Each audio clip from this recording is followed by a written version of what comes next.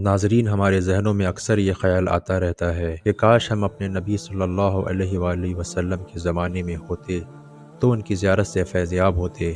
اس لیے آج ہم نے ان کے جسم اقدس کے اوصاف اور ان کے اخلاق کے کچھ پہلو جو کتابوں کے ذریعے ہم تک پہنچے ہیں انہیں آپ تک پہنچانے کی کوشش کی ہے۔ حسنین کریمین علیہ السلام سے منقول ہے کہ آن حضرت صلی اللہ علیہ وآلہ وسلم کی آنکھ سے آپ کی عظمت ظاہر ہوتی تھی اور چہرہ اقدس سے نور درخشاں ظاہر ہوتا تھا، جس طرح 14ویں کا چاند چمکتا ہے۔ آپ کی کمر سے اوپر کچھ اونچائی تھی جس سے آپ بہت بلند معلوم ہوتے تھے۔ کوئی شخص کتنا بھی لمبا ہو، جب بھی آپ کے سامنے آتا تو چھوٹا دکھائی دیتا تھا۔ آپ کا سر مبارک بڑا تھا، سر کے بال نہ بہت گھنگرالے تھے اور نہ بہت سیدھے۔ آپ کا چہرہ اقدس سفید نورانی تھا، آپ کی پیشانی بلند تھی اور بھویں تیر کمان کی طرح کھچی ہوئی تھیں۔ آپ کی پیشانی کے بیچ میں ایک رگ تھی جو غصے کے وقت پھول جایا کرتی تھی۔ آپ کی ناک کشیدہ اور باریک تھی اور درمیان سے اٹھی ہوئی تھی جس سے ایک نور چمکتا تھا۔ آپ کی داڑھی گھنی تھی اور بال برابر تھے، ادھر ادھر نکلے ہوئے نہ تھے۔ آپ کی کلائیاں چوڑی اور ہتھیلیاں بڑی تھیں، ہاتھ پیر مضبوط تھے۔ یہ صفتیں مردوں کے لیے پسندیدہ اور بہادری اور طاقت کی علامتیں ہیں۔ راستہ چلنے پر مغروروں کی طرح پیروں کو زمین پر کھینچتے نہ تھے، بلکہ پیر اٹھا کر چلتے تھے، اور جب چلتے تو سر جھکا کر چلتے جیسے کسی اونچائی سے اتر رہے ہوں۔ جباروں کی طرح گردن ٹیڑھی نہیں کرتے تھے، قدم دور دور رکھتے تھے مگر وقار کے ساتھ۔ جب کسی سے بات کرتے تو صاحبان دولت کی طرح ترچھی نگاہوں سے نہ دیکھتے، بلکہ پورا اس کی طرف مڑ جاتے تھے۔ زیادہ تر اپنی نگاہیں نیچی رکھتے تھے اور آسمان کی نسبت زمین کی طرف زیادہ دیکھتے تھے۔ کسی کو دیکھتے تو سلام میں پہل کرتے تھے اور ہر وقت غور و فکر میں رہتے تھے۔ بلا ضرورت کلام نہیں کرتے تھے، جب بات کرتے تھے تو اپنا منہ پورا نہیں کھولتے تھے، لیکن بات واضح اور صاف ہوتی تھی۔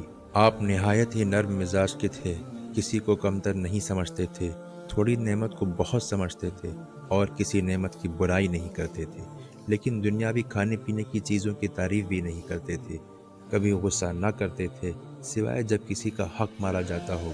خدا کی خوشنودی کے لیے غضبناک ہوتے تھے، اس طرح کہ کوئی سمجھ نہ سکے، اور جب خوش ہوتے تو آنکھیں جھکا لیتے اور بہت زیادہ خوشی کا اظہار نہیں کرتے تھے۔ آپ کا ہنسنا بس مسکرانا تھا اور آواز تو بہت مشکل سے سننے میں آتی تھی، اور جب مسکراتے تو آپ کے دانت مبارک شبنم کے قطروں کے مانند چمکنے لگتے۔ گھر کی مشغولیات کے لیے اپنے وقت کو 3 حصوں میں تقسیم کر رکھا تھا، ایک خالق کی عبادت کے لیے، ایک اپنی ازواج کے لیے اور ایک اپنے لیے، اور جو وقت جس کام کے لیے ہوتا اس میں کسی دوسرے کام میں مشغول نہ ہوتے، اور وقت کا ایک حصہ جو اپنے لیے تھا اسے بھی دوسرے لوگوں کے لیے گزارا کرتے تھے۔